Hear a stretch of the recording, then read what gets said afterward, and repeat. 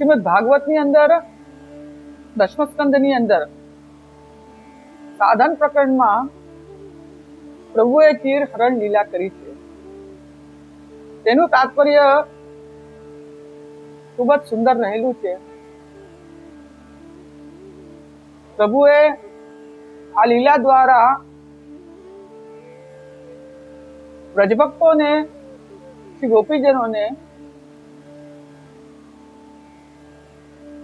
જે ફલદાન કરવાનું છે એના માટેની આ યોગ્યતા સંપાદન અહીં આ અધ્યાયની અંદર પ્રભુ કરાવી રહ્યા છે. પતિ રૂપે તો પ્રભુ સ્વયં જ પ્રાપ્ત થયા છે. કાત્યાયનીએ કેવળ કૃષ્ણ ચેતસ્તત્વ કરાવ્યું છે. આ બધો સુંદર વિષય આપણે આ વિડીયોની અંદર જોઈશું. ચીર હરણ લીલાનું તાત્પર્ય શ્રી મહાપ્રભુજી સુબોધજીમાં કેવી રીતે વર્ણવે છે, કેવી રીતે આપણને એ સમજાવ્યું છે, એ રીતે આપણે થોડો સમજવાનો પ્રયત્ન કરીશું. આ લીલા ખૂબ જ સુંદર છે. તામસ પ્રમાણ પ્રકરણથી પ્રભુએ વ્રજભક્તોમાં પ્રેમ સિદ્ધ કર્યો, તામસ પ્રમેય પ્રકરણથી આસક્તિ સિદ્ધ કરી અને તામસ સાધન પ્રકરણથી વ્યસન સિદ્ધ કર્યું. એટલે આ અધ્યાયની અંદર પ્રભુ માટેનું જે વ્યસન એ અહીંયા સાધન પ્રકરણની અંદર એનું નિરૂપણ, વ્યસનનું નિરૂપણ કરેલું છે. મનગમતી વસ્તુ વિના ન રહી શકાય એ સર્વસામાન્ય વ્યસનનો અર્થ છે. દૈહિક સકલ ધર્મ ત્યાગ પૂર્વક ભગવત પ્રાપ્ત્યર્થ કાર્ય કરવું એ વ્યસન. લૌકિક તેમજ વૈદિક કાર્ય પણ પ્રભુ પ્રાપ્તિ માટે જ કરાયું છે. એ વાત સાધન પ્રકરણથી સર્વ લીલામાં જોવા મળે છે. કાત્યાયની વ્રતાચરણ પ્રભુ પ્રાપ્તિને માટે જ કર્યું છે અને તે પણ દૈહિક સકલ ધર્મ ત્યાગ પૂર્વક. કુમાર્યા કૃષ્ણ ચેતસા. કાત્યાયની વ્રતાચરણ કરનાર કુમારિકાઓ કૃષ્ણ ચેતસા છે, પ્રભુમાં તન્મય છે, ભૂલવું ન જોઈએ. સામાન્ય વ્યસનમાં પણ દૈહિક સકલ ધર્મ ત્યાગ જોવાય છે. લોકો શું કહે છે તેની એને પડી નથી હોતી. વ્યસનની વસ્તુ પ્રાપ્ત કરવા એ ખૂબ જ લાલાયિત રહે છે. વ્યસનથી આકર્ષાઈને એને ઉદ્દેશીને જ એ જે કંઈ કરવાનું છે એ કરે છે. તેવી જ રીતે પ્રભુ પ્રાપ્તિની વ્યસન અવસ્થામાં પ્રભુ પ્રાપ્તિના અર્થે જે કંઈ લૌકિક વૈદિક કાર્ય કરે છે એ તેમના માટે જ થશે. પ્રભુમાં પરમાસક્ત થયેલા ગોપીજનો બે પ્રકારના છે. અનન્ય પૂર્વા, જે બીજાના થયા નથી તે કુમારિકાઓ, અને જે અન્ય પૂર્વા, જેઓ વિવાહિત છે, પૂર્વમાં બીજાના થઈ ચૂક્યા છે. જેમ અન્ય પૂર્વા માટે વિવાહ સંસ્કાર છે, તેમ કુમારિકાઓ માટે આ કાત્યાયની અર્ચન એ સંસ્કાર છે. અન્ય પૂર્વાઓએ હવે ત્યાગ કરવાનું બાકી છે. કુમારિકાઓની પ્રાથમિક અવસ્થા હોવાથી તેમના પક્ષે અત્યાગ એ ત્યાગ કરતા ઉત્તમ છે. ત્યાગ અને અત્યાગ એ અધિકાર પરત હોય છે. કુમારિકાઓને માટે અત્યારે ત્યાગ શ્રેષ્ઠ નથી. સર્વથા સર્વવિધ પરિત્યાગ શ્રી આચાર્યજીને સર્વથા સંમત છે, પરંતુ વગર સમજે ત્યાગ કરાય તો તેમને સંમત નથી. અન્ય પૂર્વના પ્રભુ વનમાં બિરાજતા હોવાથી ઘરનો ત્યાગ વનમાં જવા માટે આવશ્યક છે. કુમારિકાઓના પ્રભુ તો નંદાલયમાં છે, તેથી ગૃહ ત્યાગ કરવો ઉચિત કેમ થાય? કુમારિકાઓની પરીક્ષા પ્રભુએ કરી છે, તેઓ ડગ્યા નહીં એમ પ્રભુને લાગ્યું ત્યારે પ્રભુએ મેં મારવ શતક્ષપા એવું વરદાન આપ્યું છે. નંદરાયજી ગોપોમાં મુખ્ય છે. કંસને દાન રૂપમાં કન્યાઓ આપવા તેઓ ગૌર દેશથી આ કન્યા કુમારિકાઓને લાવેલા. કુમારિકાઓ રામાવતાર સમયના ઋષિઓ છે. તેમને કામ ભાવ જાગૃત થતા આપ અમારા પતિ થાવ એવી શ્રી રામચંદ્રજીને પ્રાર્થના કરી. તે વખતે શ્રી રામચંદ્રજીએ વરદાન આપ્યું છે કે સારસ્વત કલ્પમાં તમે શ્રી ગોપીજનો થશો અને તમારો મનોરથ પૂર્ણ થશે. ઋષિઓના પુંભાવ અને સ્ત્રીભાવ બંનેનું પ્રાગટ્ય થયેલું છે. સ્ત્રીભાવનું પ્રાગટ્ય કુમારિકાઓમાં થયું છે. જ્યારે જન્માષ્ટમીની મધ્યરાત્રિએ 16,000 ગોપાલોનું પ્રાગટ્ય થયું છે, જેનું પૂતના ભક્ષણ કરી ગઈ, તે આ ઋષિઓના પુંભાવનું પ્રાગટ્ય હતું. આમ સ્ત્રી અને પુંભાવે ઋષિકુમારોનું પ્રાગટ્ય થયું છે. આ કુમારિકાઓ એક જ સાથે એક જ જાતિમાં પ્રગટ થયા છે. નંદરાયજી કંસને અમને આપી દેશે એવું કુમારિકાઓને ઋષિ રૂપા હોવાથી જ્ઞાન છે. અમારો દેહાદિક જે પ્રભુને માટે છે તેનો ભોગ કંસ કરશે એવી ભીતિ છે. અમે બાલક છીએ, તેથી અમારી વાત કોઈ સાંભળશે નહીં. માટે નવો મંત્ર યોજી કાત્યાયની વ્રત કર્યું છે. ઋષિ સિવાય મંત્રની રચના કોઈ ન કરી શકે. માર્ગશીર્ષ માસ વિભૂતિ રૂપ હોવાથી અને હેમંત ઋતુ વસંતથી પાંચમી હોય, પંચમ પુરુષાર્થ ભક્તિને સિદ્ધ કરનારી હોવાથી હેમંતનો પ્રથમ માર્ગશીર્ષ માસ વ્રત માટે તેમણે પસંદ કર્યો છે. કાત્યાયની વ્રત ભાગવતજીમાં જ પ્રસિદ્ધ છે, બીજા કોઈ શાસ્ત્ર વગેરેમાં પ્રસિદ્ધ નથી. કાત્યાયની પ્રભુની આદિદૈવિકી એવી તામસી શક્તિ છે. દુર્ગા પાર્વતી રાજસી શક્તિઓ છે. ઋષિકુમારો બ્રાહ્મણો સાત્વિક છે. જે વરદાન ઋષિઓને મળ્યું હતું તે મૂળ રામાવતાર રૂપે પ્રભુ પ્રગટ થયા હતા ત્યારે મળ્યું હતું. રામોપી રસરૂપત્વાત અસ્મત પ્રભુ સમાહ. ધર્મી રૂપે, અવતાર રૂપે અને જીવ વિશેષે રામા અવતાર થાય છે. મૂળ અવતારી સ્વરૂપ રામચંદ્રજીના સ્વરૂપે જે કલ્પમાં પ્રગટ થયા તે કલ્પમાં જ આ વરદાન મળેલું છે. આવું વરદાન આપનાર મૂળ સ્વરૂપ જ હોઈ શકે, કારણ કે કોટી મન્મથ લાવણ્ય સ્વરૂપ મૂળ રૂપનું જ હોય. સાત્વિક એવા ઋષિઓ પર પ્રભુની જે પ્રસાર શક્તિ ઉતરી તે આદિદેવી કાત્યાયની પ્રભુ પ્રાપ્તિના અંતરાયોનો સંહાર કરનારીઓ હતી. સંહારિકા શક્તિ છે. ભગવાન એવ વા ગુણાતીત અથવા ગુણાતીત ભગવાન જ કાત્યાયનું સ્વરૂપ છે એમ સમજવું.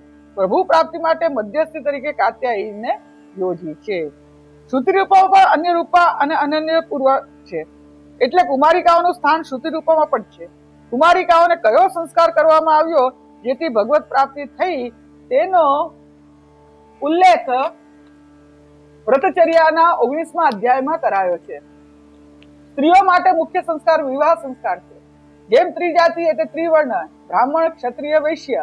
પુરુષો માટે મુખ્ય સંસ્કાર યજ્ઞોપવિત સંસ્કાર છે. એ સંસ્કાર દ્વારા કંઈક અધિકાર પ્રાપ્ત થતો હોય એને ફલ પ્રાપ્ત કરાવનાર હોય તે ખરા અર્થમાં સંસ્કાર છે. દંપતીએ સ્વભાવથી લૌકિક સ્વર્ગાધિક સુખની પ્રાપ્તિ કરવી છે અને એ ફલ પ્રાપ્ત કરાવનાર સાધન અગ્નિહોત્રાદિક કર્મ છે. એનો અધિકાર વિવાહ સંસ્કારથી જ પ્રાપ્ત થાય છે, જેમ વેદાધ્યનનો અધિકાર યજ્ઞોપવિતથી જ પ્રાપ્ત થાય છે. અન્ય પૂર્વાની બાબતમાં આ વિવાહ સંસ્કારથી સ્વર્ગ ફલની અપેક્ષા નથી કે અધિકાર સંપાદન કરવાની આવશ્યકતા નથી, કારણ કે એમનું ફલ તો ભગવત સંબંધ જ છે. તો પછી શ્રુતિરૂપા માટે વિવાહ સંસ્કારથી વાત કરવી અપ્રયોજક છે. આ વાત પૂર્ણપણે આચાર્યજીના ખ્યાલમાં છે, માટે જ પોતે આજ્ઞા કરે છે કે અન્ય થૈવ કૃત સંસ્કાર. ભગવત સંપાદન કરવાનો અધિકાર તો શ્રુતિરૂપાઓએ પ્રાપ્ત કરી જ લીધો છે. વિવાહ સંસ્કાર જે થયો છે એ ધર્મીરૂપ સંસ્કાર છે. શ્રુતિરૂપા ગોપીજનો વેદની રૂચાઓ છે. રસરૂપ આનંદ રૂપ રૂચાઓ પ્રભુનું ગુણગાન કરે છે, છતાં તેમને પ્રભુના રસનો અનુભવ થયો નથી.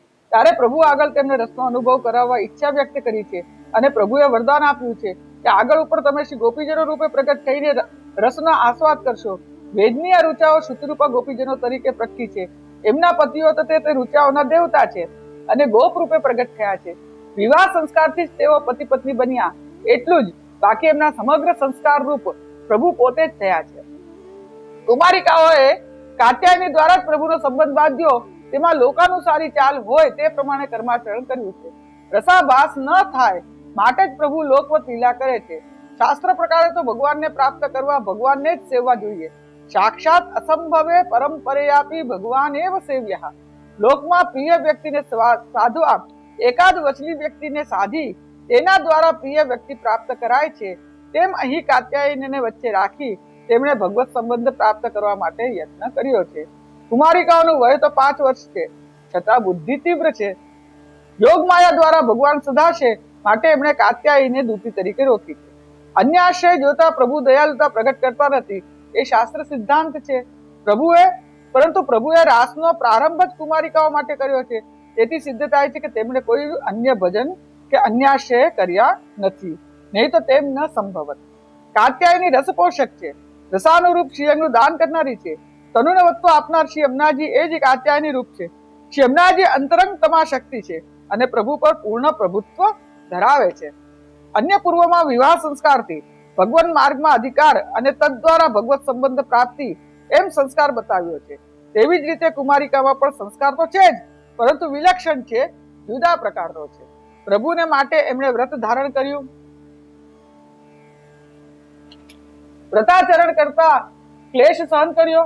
ઉષક કાળમાં જાગવું, એકબીજાને જગાડી સાથે લઈ ટોળે મળીને શ્રી યમુનાજીના કિનારે આવવું, ઠંડીમાં શ્રી યમુનાજીમાં સ્નાન કરવું, આવો ક્લેશ અને તેને લઈને ઉત્પન્ન થતો એક પ્રકારનો અવ્યક્ત ભાવ એ તેમના માટે સંસ્કાર છે. વસ્તુ અનાયાસ પ્રાપ્ત થાય તે કરતા દુઃખ ભોગવ્યા બાદ મળે ત્યારે સ્નેહના ઉમળકા વિશેષ પ્રગટ થાય છે. અને એથી એ અનેરો ભાવ પ્રગટ કરે છે.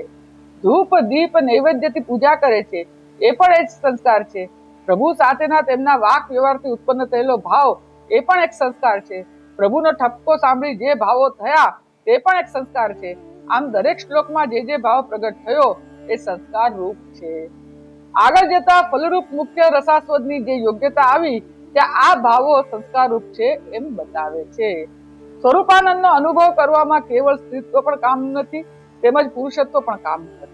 પુરુષ પુરુષ છે માટે યા સ્ત્રી સ્ત્રી છે માટે સ્વરૂપાનંદ થાય એમ નથી માનવાનું. ત્યારે સદાનંદ રસનો અનુભવ સ્ત્રીઓ લઈ શકે એમ કહ્યું તેનો હેતુ કેવળ સ્ત્રીઓને સ્વરૂપાનંદનું દાન થતું હોત તો પછી યજ્ઞપત્નીઓ સર્વભાવ હોવા છતાં, અંતઃકરણ શુદ્ધ હોવા છતાં તેમનો અંગીકાર કેમ ન કર્યો અને પુલિંદીઓ પર કેમ કૃપા કરી? માટે સ્વરૂપાનંદ માટે સ્ત્રી વિગ્રહ જ એટલે કે સ્ત્રી દેહ જ કારણ નથી. જેમને આધિદૈવિક સ્ત્રીત્વ પ્રાપ્ત થયું હશે તે જ સ્વરૂપાનંદનો અનુભવ કરી શકે. સ્ત્રીયઃ એવં પાતુમ શક્તઃ સ્ત્રીનામ અત્ર વિશેષતઃ વગેરે આ જ હિસાબે ભલે પછી પુરુષ વિગ્રહ પુરુષ શરીર હોય. જન્મ પ્રકરણમાં એવું બતાવ્યું છે કે જેમનામાં પુરુષત્વ છે તે પ્રભુને મેળવવાના અધિકારી છે. સ્ત્રી જીવો પ્રભુને પ્રાપ્ત કરવામાં અનધિકારી છે.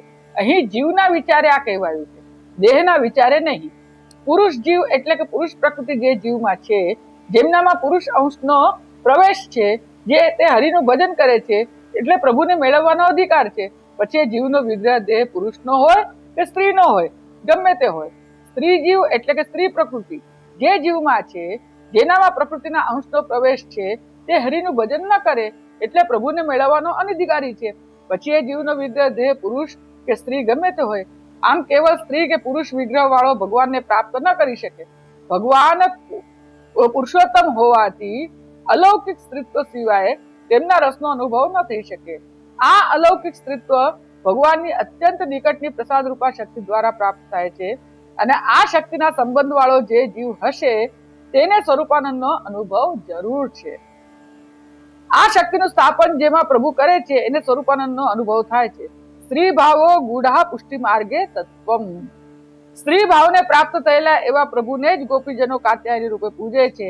આ સ્ત્રી ભાવ ધર્મી રૂપ છે અને તેથી ભગવાન એવવા ગુણાતીતઃ કહ્યું છે. સ્વરૂપાનંદનો અનુભવ બહુ ઉચ્ચ વસ્તુ છે. એ આધિદૈવિક સ્ત્રીત્વ વિના ન થઈ શકે. આ સાત્વિકાદી વ્રજભક્તોને લીલા ઉપયોગી દેહ કાત્યાયનીથી પ્રાપ્ત થયો. પ્રભુના સ્વરૂપાનંદનો અનુભવ કરાવનાર વિગ્રહને પ્રાપ્ત કરાવનાર શક્તિ કાત્યાયની છે, જે ધર્મી રૂપ છે. કુમારિકાઓ વહેલી સવારે ઉઠી શ્રી યમુનાજીમાં સ્નાન કરી જળની નિકટ પ્રદેશમાં શ્રી યમુનાજીના રજની બનાવેલી કાત્યાયની મૂર્તિનું પૂજન કરતા કાલિંદીજી યમુનાજીમાં રહે છે. પ્રભુને પતિ તરીકે મેળવવા તેઓ ત્યાં તપ કરે છે. કાલિંદીજીના સંબંધ વાળું જળ હોવાથી એમાં એ ભાવથી સ્નાન કરે છે કે તેમની જેમ આપણને પણ પ્રભુને પતિ રૂપે પ્રાપ્ત કરાવશે. કાલિંદીજીને તો દ્વારકા લીલામાં ફળ મળશે, પરંતુ કુમારિકાઓને તો સદ્ય ફળ મળ્યું છે. શ્રી કાલિંદીજી અને શ્રી યમુનાજી જુદા છે. દ્વારકા લીલામાં ચતુર્થ પટરાણી. કુમારિકાઓ શ્રી યમુનાજીના તીરે તેમજ શ્રી યમુનાજીના રસથી ઘેર પણ કાત્યાયનીનું પૂજન કરતા. પૂજાના 9 પ્રકારના સાધનો ગંધ, પુષ્પમાળા, સુગંધિત દ્રવ્યો, અહિંસ્ત્ર બલિ, ધૂપ દીપ નૈવેદ્ય વગેરેથી પૂજા કરતા. ઋષિઓ હોવાથી આ બધું તેઓ જાણે છે. કુમારિકાઓએ હેમંતના માં જે કાત્યાયનીનું પૂજન કર્યું તે ભગવત ભાવરૂપ છે. તેથી પુષ્ટિ સંપ્રદાયમાં હેમંતમાં વિવિધ પ્રકારની વિશેષ સામગ્રી પ્રભુને કુમારિકાના ભાવે ધરાવાય છે. આ ઋતુમાં વહેલા જગાવવાનું પણ કાત્યાયની વ્રતની ભાવનાને લઈને છે. પ્રભુને આ રીતે લાડ લડાવી પ્રસન્ન કરવા એ જ આપણો ધર્મ છે. કુમારિકાઓ ઋષિરૂપ હોવાથી મંત્રનું દર્શન પોતે કરી શક્યા છે, રચના પણ કરી છે અને ઉપાસનાથી દેવતાનો સાક્ષાત્કાર પણ મેળવ્યો છે. મંત્રના અર્થનું દર્શન પણ કુમારિકાઓએ કર્યું છે. માટે જ કાત્યાયની તરીકેનું નામ પણ સમજી બૂજીને તેમણે મૂક્યું છે. કાત્યાયની શબ્દનો પૂરેપૂરો અર્થ સમજાયો છે અને તેથી જ હે કાત્યાયની એવું સંબોધન કર્યું છે. શરીરનો ત્યાગ કરાવે તે દેવતા તે કાત્યા એટલે કે સંહારિકા શક્તિનું આદિદૈવિક રૂપ તે કાત્યાયની, જેના વડે ફલ પ્રાપ્ત થવાનું જે ફલીનું રૂપ એ કાત્યાયની નૂતન દેહ કરવા પડા રૂપી ફલ આપે છે, તનુનવત્વ સંપાદન કરી આપે છે. અત્યાર સુધી એટલે કે વ્રતારંભ થયા પહેલા કુમારિકાઓને પ્રભુ પ્રાપ્ત થયા નથી. તેનું કારણ કોઈ દૂરનું અદૃષ્ટ આગળ આવ્યું છે. જ્યાં અલૌકિક પ્રક્રિયા ચાલતી હોય ત્યાં ગર્ભજન્ય અદૃષ્ટ બાધક નથી નીવડતું. એટલે અહીં આદિદૈવિક પ્રતિબંધનો જ ઉલ્લેખ છે, જે પ્રભુનું આચ્છાદન કરે છે, ભગવતકૃત છે. આવા પ્રતિબંધને દૂર કરવા કોઈ પણ તત્વ સમર્થ નથી. એને તો માત્ર કાત્યાયની દૂર કરી શકે. લીલામાં ઉત્પન્ન થતા પ્રતિબંધો દૂર કરવાનું સામર્થ્ય પ્રભુએ આ કાત્યાયનીમાં મૂક્યું છે. પ્રભુના અવયવોનું આચ્છાદન કરવા વાળા તે યોગમાયાના અંશોને અહીં પુષ્ટિજીવો સંબંધમાં અદૃષ્ટ રૂપ જાણવા. ભગવતીઓ ઉપર કૃપા કરવાની ઈચ્છા થાય ત્યારે યોગમાયા તેટલા અંશમાં પ્રભુના ઉપર રહેલા આવરણને દૂર કરે છે અને તેટલા અંશમાં જીવ પ્રભુનો અનુભવ કરી શકે છે. બાકીના અંશમાં પ્રતિબંધો આચ્છાદન રૂપ રહે છે. પ્રભુ પ્રાપ્તિમાં આવતા આધિદૈવિક પ્રતિબંધો દૂર કરવાનું સામર્થ્ય કાત્યાયની શક્તિમાં છે. એટલે કુમારિકાઓ એમને મહાભાગા કહી પ્રાર્થે છે. ભગવાને પોતાના પ્રાગટ્ય પહેલા કાત્યાયને પ્રગટ થવા આજ્ઞા આપી છે. બ્રજમંડળમાં જેવી મહત્વનું કાર્ય કરવા પ્રેરણા કરી છે. આ કોઈ જેવું તેવું ભાગ્ય ન કહેવાય. વળી મહાભાગા ન હોત તો યશોદાજી ત્યાં જન્મ ન થાત. કુમારિકાઓ પ્રાર્થના કરે છે કે આપ યોગમાયા છો, ભગવત દાસી તરીકે છો. આપ અમારા તરફથી પ્રભુને સિફારિશ કરશો અને પોતાની ઈચ્છા હશે તો સોનામાં સુગંધ ભળ્યા જેવું થશે. પ્રભુ જટ પોતાની ઈચ્છાને કાર્યમાં પરિણિત કરશે. ઉપરાંત અભિમાનિક એટલે માતા પિતા આદિના સંબંધથી તમે પ્રભુના બેન છો, અમારા મોટા નણંદબા છો. માટે આ ઉપકાર પ્રભુને સંગમાં લાવી દેવાનો આપે કરવો જ જોઈએ. અભિમાનિક સંબંધેન ત્વમ પુનઃ ભગિની ભવિષ્યતિ ભવસી જ્યેષ્ઠા. અહીં સંદેહ એ થાય છે કે જન્મ પ્રકટમાં યોગમાયાને અનુજા કયા છે, અહીં જ્યેષ્ઠા એમ કેમ કયા? આનો ઉત્તર એ છે કે દાસીનામ પ્રભુ પત્ન્યામ માતૃત્વ વ્યવહાર તત્પુત્ર્યામ જ્યેષ્ઠ ભગિનીત્વ વ્યવહારો લોક સિદ્ધ. મોટા ઘરમાં દાસીઓ શેઠાણીને બા કહે છે, તેવી જ રીતે કુમારિકાઓ યશોદાજીને બા કહે છે અને શેઠાણીના પુત્રીને મોટી બહેન કહે છે. કેટલાક પરિવારમાં નણંદને પણ મોટી બહેન કહેવાય છે. એ રીતે કુમારિકાઓ યોગ માયાને મોટી બહેન કહ્યા છે. જ્યેષ્ઠપણું આ રીતનું છે. અનુજત્વ કંઠોક્ત છે, કારણ કે સુખદેવજીએ દશમ સ્કંદ 4th અધ્યાયમાં 9મા શ્લોકમાં અદૃશ્યતા અનુજા વિષ્ણુ કહ્યું છે.